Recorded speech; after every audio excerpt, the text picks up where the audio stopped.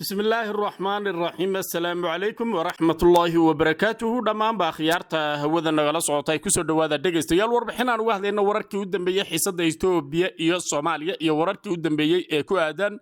hubka magaalada Muqdisho soo gaaray ayada oo la sheegayo maantana in dekada ay u xidhnay dawladda ayna wali socoto daabulaada hubka iyo waliba qaar kale oo loo badinhayo in uu gadaal ka imaaday oo maraakiib ayaguna hub wada dawladda waddanka Itoobiya ayaa si aad u daran uga qaylisay hubkaasi wasaaradda arrimaha dibadda ee waddanka Itoobiya ayaa sheegtay in hubkaasi uu dhaqso gacanta ugu gali doono kooxaha argagixisada isla markaasina ay ku leyn doonaan dadka shacabka sidoo kalena hubkani ay suurtagal tahay in shacabka laftooda uu gacanta u galo ayada oo Itoobiya lafteedu soo gelisay waddanka Soomaaliya hub midkani ka badan meelo kala duwan geysay sida aynu ognahay ayay sheegaysaa dawladda Itoobiya ay ku doodaysaa in hubka soo galay Muqdisho uu khatar ku yahay amniga gobolka iyo in uu gacanta u galayo kooxaha argagixisada faahfaahinayaan ka bixin doona dawladda waddanka Masar lafteedu waa ay ka hadashay hubkaasi iyo ujeedka ay Soomaaliya u keentay wasiirka arrimaha dibadda ee Soomaaliya Axmed Macallin Fiqi ayaa isaguna si adag uga jawaabay hadalka Itoobiya ka soo yeeray ee ay ku sheegayso in hubkaasi uu khatar ku yahay gobolka iyo Soomaaliyaba faahfaahin ayaan arrimahaas oo dhan ka bixin doona haddii aan leedmo taariikhdu waa 24 Sebtembar sanada 2024 waana habeenimo Arbaca ku soo dhawaada warkaasi oo faahfaahsan haddii ugu horreyn baa dhagaystayaal aynu ku bilowno xiisad iyo hadalhayn aad u badan ayaa ka taagan hub habeen hore magaalada Muqdisho uu soo gaadhay markab waday markabkaasi oo la sheegay sida aynu la soconno in uu ka imaaday dhinacaas iyo waddanka Masar dawladda Itoobiya ayaa kow ka ah dadka aad uga qayliyay isla markaasina sheegaya in hubkaasi uu khatar gobolka ku yahay Soomaaliland lafteedu war adag ayay ka soo saartay intaynaan Itoobiya gaarin warbaahinta caalamka ayaa iyaduna aad u hadalhaysa dekada Muqdisho oo maalinkii labaad u xiran sabab la xidhiidha hubka ka soo degahaya warbaahinta Al Jazeera ayaa waxa ay tabinaysaa in wareegii labaad oo hub ah maraakiibna ay wadaan ayna ka imaadeen dhinacaas iyo waddanka Masar ay soo gaadheen magaalada Muqdisho haddaba hubkii la dejinayay ee lagu arkay wadooyinka magaalada Muqdisho habeen saddexaad ayuu kaasi ahaa baan filayaa ilaa iyo caawa iyo maanta waxaa la sheegayaa in hawshaasi ay socoto waxaana Al Jazeera ay sheegaysaa in waji labaad oo kale oo maraakiib hub wada ay soo gaadheen dekada magaalada Muqdisho isla markaasina dawladda Soomaaliya ay la degayso hub aad u tiro badan kaasi oo ay doonayso in ay kula dagaalanto cid kasta oo cadow ku ah dalka Soomaaliya ayada oo hadda dawladdu sheegayso in ay uga hortagayso kooxaha ay dawladdu dagaalka kula jirto ee la doonayo in gabi ahaanba dalka laga sifeeyo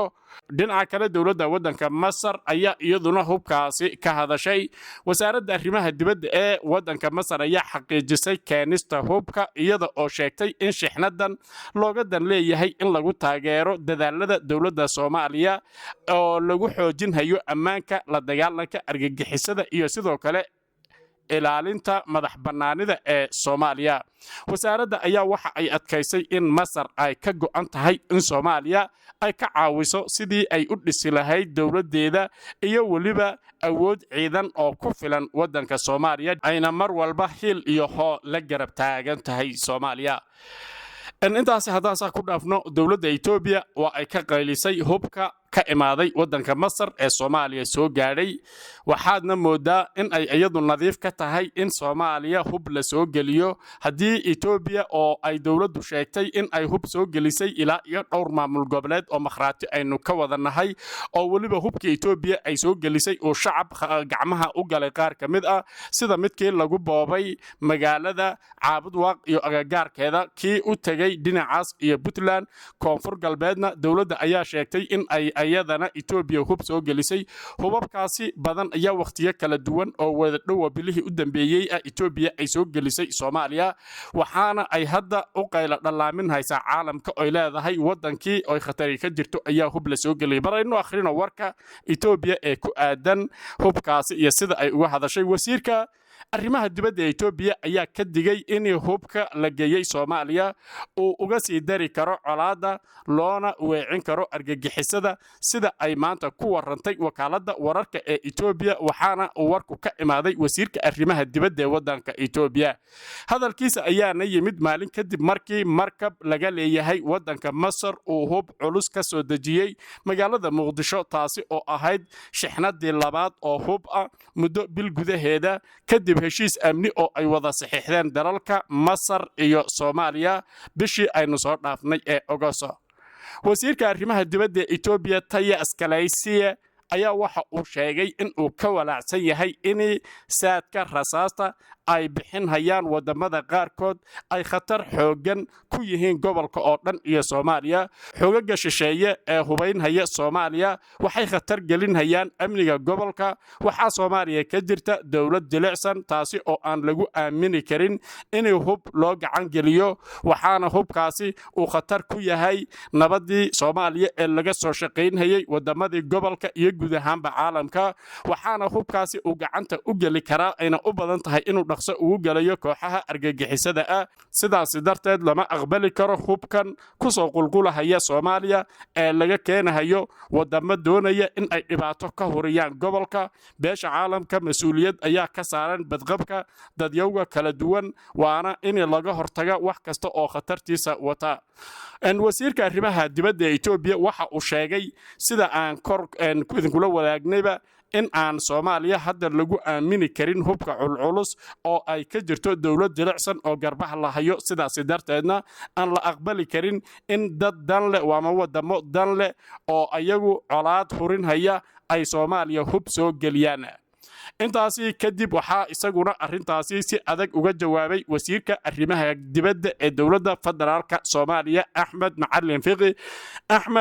Fiqi ayaa waxa uu sheegay in Itoobiya ay doonayso in ay ku qoriso hadallada noocaasi ah hubkii sharci darrada ahaa ee Soomaaliya ay bilihii u dambeeyay ku soo daabulaysay ee ay soo gelinaysay iyada oo aan cidna la wadaagin waxna laga ogeyn oo system sharci darra iyo dhibaateynta dalka iyo dadka Soomaaliyeed awgeed waxaasi ku samaysay Itoobiya ayada ayaa wadanka hub soo gelisay waliba sharci darra ah Soomaaliya waa wadan madax bannaan oo xor ah cid ay doonto ayay la macaamili kartaa hubna ka keensan kartaa Itoobiyana waxba laga weydiin mahayo hub iyo hanti waxa aan sameynayno laakiin dad ayagiiba dhibaatadaasi wada oo sharci darradaasi ee sameynaya oo caalamkii wixii mamnuuca ka ahaa iska banaystay in ay waxani oo kale ka hadlaan waa khalad ayuu yiraahday wasiirka arrimaha dibadda ee Soomaaliya wasiir Fiqi ayaa sheegay in aan waxba Itoobiya ka khusaynin hubka Masar ka imaaday amaba meel kale ayagada dhibka ay wado iyo xadgudubka ay wadana laga xisaabtami doono si kastaba dhageystayaal Itoobiya waxay ka qaylisay hubka Masar ma aragta miya ayada midka ay wadanka soo gelinayso mise Soomaaliya waxay ka rabtaa in ay ka shaqeeyaan waxa iyadu ay sameynayso oo kaliya macnuhu sidaas ayuu noqon hayaa anagu Soomaaliya hub iyo waxaan rabno waan gelin karnaa laakiin meel kale lagama soo gelin karo hubka kooxaha ganacsatada iyo noocyada kala duwan ee maamul goboleedyadu ku jiraan gacanta Itoobiya ay u gelinayso ayaa midka ugu khatarta badan hubka dawladdu ay wadato ee Muqdisho ka soo degay isla markaasina dawlad kasta aan ognahay inay hub soo gadato ama si uun ay ku hesho oo Itoobiyaba ay hub gadato meel ka keensato en kaas iyada waa hub soo maray wada sharci ah wixii khalad ah ee hubkaasi ka dhacana wuu dhici karaa oo hadda Itoobiyada lafteedaba hubkii dawladda federaalka Itoobiya qaarna waxa haysta faano oo kula dagaalama qaarna waxa haysta tikreega marka hubku shacabna gacanta uu u gali karaa cid kalena wuu u gali karaa laakiin systemka uu wadanka ku soo galay iyo dadaalada la sameeynayo loo baahan yahay in laga dhigo mid saxan hubkan wadanka sharci ayuu ku soo galay dawladda ayaana mas'uulka ah sida ay u maamulahayso balse Itoobiya ayada samaan kama ah ee inta ay ayadu ku hayso Soomaaliya in ay ka deyso ayaa maslaxad noqon lahayd taasina waa mid aan sinaba ku dhacaynin ilaa oo Soomaaliya ay ayadu u istaagto sidii ay u dhisan lahayd dawlad adag oo shisheeyaha ay iskaga saari lahayd wadankana gacanta ay ugu dhigi lahayd ay ugu filaan lahayd Somaliland ayaa iyaduna dhinaceeda sidaasi oo kale uga hadashay waxayna soo saartay mid aad moodo in la kala jeexay midka ka imaaday dhinaca Ethiopia waxay sheegtay Somaliland hubkaasi xamar imaaday in uu khatar ku yahay Soomaaliya iyo gobolka oo dhan isla markaasina uu gacanta u gali karo kooxaha argagixisada Soomaaliya waxa laga qaaday cunaqabatayntii hubka sababta looga qaadayay ee beesha caalamku ay uga qaadaysayna waxay ahayd in ay hub soo gadato oo wadanka ay keensato marka waxa aad la isku weydiinayaa maxaa looga dacwoonhayaa ama looga qaylinhayaa hubka Soomaaliya oo dagaal ku jirta oo kooxaha wadanka ka dhaqdhaqaaqa iyo damaca shisheeye intaba ay ku furan yihiin hadii hub ay soo gadatay maxay tahay intaasi oo qayla ah waxa xataa ka qaylinhaya dad kale oo la aaminsan yahay in Ethiopia ay xiriidho kala duwan la leeyihiin inaasi dhageystayaal hadaan ku dhaafnay dhinaca kale hadalka ka soo yeelay madaxweynaha Puntland Saciid Cabdullaahi Deni ayaa maanta aad loo hadalhayaa Saciid Deni oo dawladda federaalka ay isku xun yihiin ayaa waxa uu sheegay in ay diyaar u yihiin wada hadal ay la galaan dawladda Soomaaliya oo waliba meel publiga ay kula galaan lana qaban karo oo wixii Puntland ay ku khaldan tahay ay diyaar u yihiin cidii markaasi dhexdhexaada ee maslaxa wada in ay u qabsoomahayaan waxa dad badan ay leeyihiin waa suurtagal in uu Deni soo dabcay way haboon tahay in ay dawladdu la hadasho lagana wada hadlo waxa ay isku hayaan oo la xalliyo si loo raadiyo Soomaaliya oo midaysan isla markaasina gacmaha ay madaxda dawladdu is haystaan bal aynu dhageysano marka hore inkasta oo hadalla ay dhex socdaan kale oo xogaa yara adag in hadalka Saciid Deni uu ku leeyahay wada hadal diyaar baan u nahay iyo waxyaabo aad muddo in markaasi ay si kala fogeynayaan bulshada qaar kamid ah hadalladiisii sida midka uu leeyahay dad ayaa laga saarayaa Soomaalinimadii dad ayaa lagu leeyahay Soomaali ma tihidin oo dadkii ku yiri oo mas'uuliyiin ahaan ay halkan taagan yihiin oo wax talaabo ah laga qaadin marka mas'uulku haduu sidaasi u hadlo waa un kicin bulsho markii maslaxa la rabo waxa jira ayaa xataa ee dhabta ah dhibaatada ah ayaa xataa aysan ahayn in la dooxo oo laga hadlo mar hadii maslaxa aad raadinayso waa in waxa xaqiiqada ah hoos looga wada hadlo waxa kor loo yiraahdaana uu yahay hadal aan bulshada dhibaato u sii keeni karin markaad reer hebel ku tiraahdo Soomaalinimada la idinka saaraya adiga oo mas'uul ah saameyn badan ayay yeelanaysaa hadalkaasina wuxuu ku socdaa dhinaca koonfur galbeed oo maalmihii u dambeeyay ama bishii u dambeeyay in hadalladii ka soo yeeray xildhibaano deegaanadaasi iyo waliba dad shacab oo banaanbax sameeyay in ficiladaasi kadib hadallo kala duwan ay meela ayaguna kala duwan ka soo yeeleen marka bal aynu wada dhageysano hadalka Saciid Cabdullaahi Deni oo sheegay in uu diyaar u yahay wada hadal